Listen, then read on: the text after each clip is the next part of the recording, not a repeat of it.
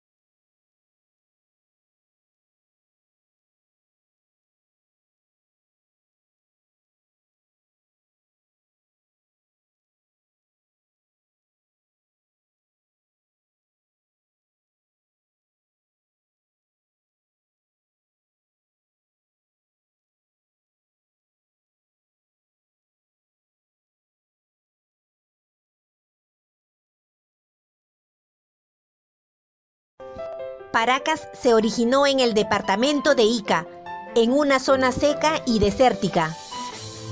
Su expansión abarcó desde el Valle de Cañete en Lima hasta el Valle del Yauca en Arequipa.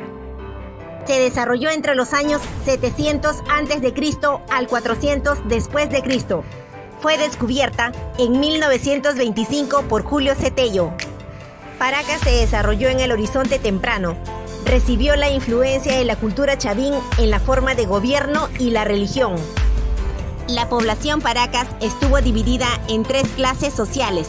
En primer lugar se ubicaban los sacerdotes, quienes debido a sus conocimientos de los astros y del control del agua de regadío, mantenían el dominio religioso, político y tecnológico. En segundo lugar se ubicaban los militares.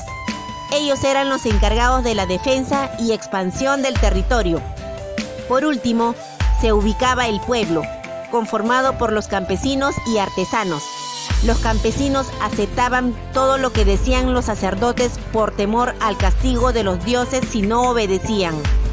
Esta cultura tiene 2 etapas, Paracas Cavernas y Paracas Necrópolis, que se diferencian en la forma de enterrar a sus muertos. Paracas Cavernas. En esta etapa, los fardos funerarios eran depositados en tumbas que tenían la forma de una enorme botella. Paracas Necrópolis. En este periodo, los fardos funerarios eran depositados en tumbas rectangulares semisubterráneas. Los Paracas tuvieron un gobierno teocrático, es decir, estuvo dirigido por sacerdotes que gobernaban en nombre de Dios. Estos sacerdotes estaban apoyados por una casta militar. Como pueblo guerrero, muchos combatientes caían heridos en el campo de batalla.